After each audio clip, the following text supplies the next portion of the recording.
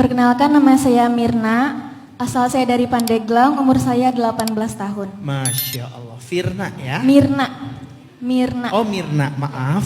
Saya mau bertanya Ustadz, ada orang yang saya tidak pernah ganggu kehidupannya atau saya tidak pernah mencari masalah kepada mereka, tapi mereka seringkali membicarakan keburukan saya kepada orang lain, bahkan kepada orang-orang terdekat saya, sehingga menyebabkan mereka menjadi menjauh. Saya pernah bilang kepada Allah, ya Allah, enggak apa-apalah, karena Allah yang lebih tahu tentang saya, dan saya tidak pernah mencari pembelaan kepada orang lain ya. Pertanyaan saya, bagaimana sih menyikapi hal tersebut? Apakah salah jika saya hanya diam saja? Terima kasih. Siapa perempuan yang pernah dihina ataupun direndahkan, bahkan difitnah? Ada Bunda Maryam di dalam surat Maryam yang dihina, direndahkan, difitnah habis-habisan oleh Bani Israel. Sempat viral juga tuh di lambe Bani Israel tuh. Rame lah dibicarain, trending topik lah pokoknya di semua platform sosial medianya Bani Israel. Platform sosial media mereka itu pasar, kemudian rumah ibadah, kemudian musafir. Musafir itu platform sosial media yang membawa berita ke negeri-negeri yang lain. Itu dulu model sosial media zaman dulu tuh kayak gitu. Pasar, tempat ibadah, karena tempat ibadah itu tempat keramaian kan. Kemudian musafir, kemudian penyair. Penyair itu platform sosial media zaman dulu. Dia akan menceritakan hal yang lagi trending dalam syair-syairnya. Zaman dulu tuh suka kayak gitu. Nah, ketika Sayyidah Maryam difitnah, dihina, direndahkan, maka Allah ngasih Sayyidah Maryam sebuah tutorial gimana ngadapin fitnah dan kejahatan itu. Kata Allah, kalau kamu ketemu dengan manusia, bahasa ayatnya gini, fakuli washrabi wa qarri aina fa imma tarayinna minal bashari ahadan fakuli inni nazartu lirrahmani sawma falan ukallimal yawma insiya insiya. Hari ini kamu gak usah ngomong dengan siapa-siapa, disuruh diam. Bahasa sederhananya, diamlah wahai Maryam. Kalau kamu ketemu jahilun, orang-orang toksik itu, Bani Israel yang toksik, kamu diam aja, gak usah diladenin. Akhirnya fa'atat bihi qaumaha tahmilu. Akhirnya Sayyidah Maryam pulang dari negeri yang jauh setelah melahirkan bayinya. Dia bawa bayi itu sambil dia gendong, datanglah ke gerbang Al-Quds, Palestina. Di gerbang dihadang sama mereka. Ya Maryam, laqad ji'ti syai'an fariya. Wahai Maryam, kamu tuh membawa bencana, kamu membawa sial, kamu perempuan yang hina, begini begitu dan seterusnya, bla bla bla. Dihina habis-habisan di gerbang kota Al-Quds. Semua orang menyaksikan itu.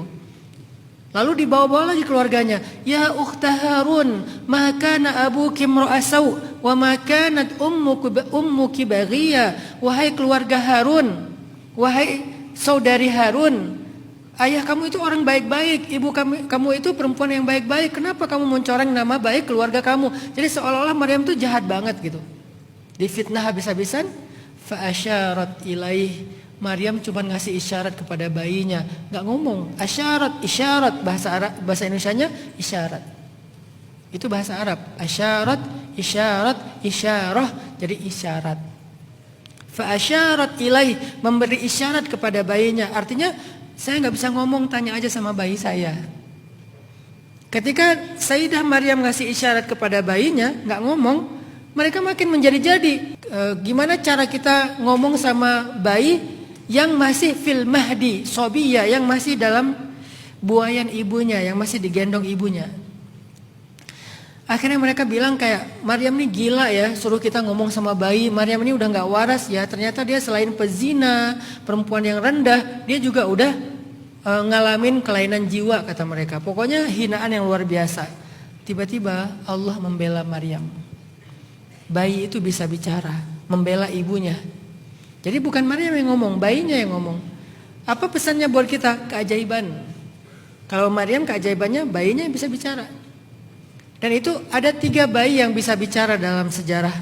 1, bayinya Maryam. 2, bayinya Masyiatah. 3, bayinya seorang pezina perempuan yang dia menuduh seorang laki-laki soleh sebagai ayah dari anak haramnya. Padahal laki-laki itu enggak melakukan dosa zina, tapi dituduh, difitnah gitu. Akhirnya bayi itu bisa bicara untuk mengatakan ayah saya fulan, bukan ini. Dia yang ngomong ayahnya siapa, dan itu bukan nabi, bukan kisah nabi. Artinya akhirnya Allah membela Sayyidah Maryam dengan bayi itu yang bicara, dan bicaranya itu panjang banget.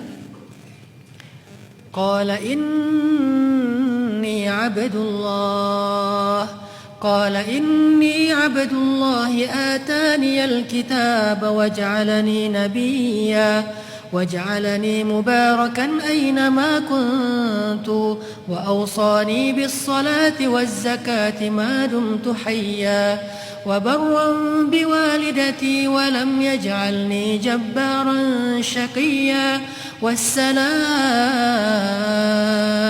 والسلام علي يوم ولدت ويوم أموت ويوم أبعث حيا. Sepanjang itu bayi itu bicara. Panjang kan? Kayak ceramah. Kalau cuma bilang mama haus, itu masih oke lah. Atau itu kenapa mukanya? Kenapa senyum jelek?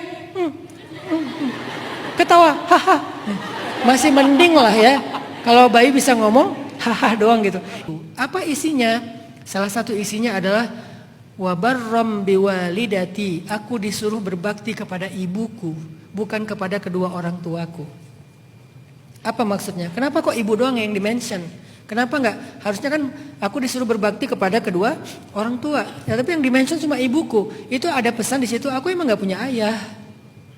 Aku tidak ada ayah. Memang secara secara keajaiban takdir Allah aku diciptakan tanpa ayah. Ibuku tuh enggak berzina. Dia nggak punya suami bahkan, apalagi berzina. Aku tuh lahir tanpa memang ada ayah, bukan anak yatim, memang nggak punya ayah. Sehingga aku diperintahkan untuk berbuat baik kepada ibuku aja. Kalau aku anak yatim, aku tetap harus berbuat baik kepada kedua orang tua, minimal mendoakan ayah. Tapi karena nggak punya ayah sama sekali, kalimatnya disuruh berbakti kepada ibu. Disitulah bayi itu membela Sayyidah Maryam. Akhirnya semua Bani Israel sadar Maryam ini perempuan suci dan perempuan yang istimewa. Sejak saat itu Maryam menjadi perempuan yang dihormati dan dimuliakan. Apa rahasianya? Diam. Ternyata cara ini diulangi lagi oleh perempuan lain, soleha juga, sempurna juga, namanya Sayyidah Aisyah. Ketika istri Nabi, Sayyidah Aisyah difitnah selingkuh dengan Sofwan bin Mu'attal. Orang-orang semuanya ngomongin Aisyah. Aisyah selingkuh. Aisyah ada ada hubungan dengan Sofwan segala macam. Ramai juga tuh di Madinah.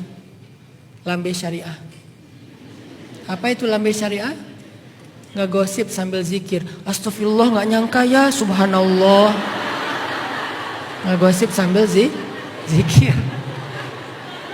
Ramai tuh di Madinah yang menuduh Aisyah selingkuh. Akhirnya ketika Nabi nanya kepada Aisyah, Aisyah gimana pendapat kamu tentang berita yang trending? Aisyah cuma bilang, aku gak akan membela diri, biar Allah yang membela aku. Diam aja. Tiba-tiba turun ayat 1 halaman di surat An-Nur ngebelain Aisyah. 1 halaman loh ayatnya. Ini adalah ifkun. Ifkun itu bahasa kitanya hoax. Ternyata udah ada berita hoax di zaman dulu. Namanya haditsul ifki, berita bohong. Orang yang menyebarkan berita bohong itu dosa besar. Kalian harus minta maaf sama Aisyah. Akhirnya semua sahabat berbondong-bondong datang ke rumah Aisyah pada minta maaf sama Aisyah. Lalu mengklarifikasi berita tersebut. Kenapa Aisyah dibela? Kenapa Maryam dibela? Karena mereka diam. Jadi Mbak Nirna, kadang diam itu solusi. Bukan membiarkan masalah. Kadang diam itu solusi. Terutama dengan omongan orang lain. Makanya kenapa saya selalu memilih sikap diam di sosial media ketika ada omongan orang.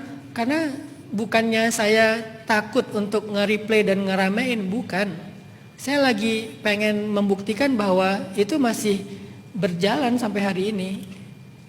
Apa yang dialami Maryam pasti bisa kita alamin juga. Apa yang dialami Aisyah pasti kita alami. Dan saya mengalami. Saya nggak membela diri, akhirnya Allah mau cari orang untuk membela dengan mungkin sebagian besar kalian pernah membela saya dengan postingan-postingan, dengan komen segala macam tanpa saya minta, Allah yang menggerakkan. Nah, itu juga berlaku dalam kehidupan kalian. Biar Allah yang cari jalan gimana membela kalian. Udah diam aja. Kalau fitnah, klarifikasi sekali, udah gitu diam. Sekali doang klarifikasi biar nggak jadi fitnah ya. Udah gitu diam, jangan di replay, jangan diramein. Allahu a'lam.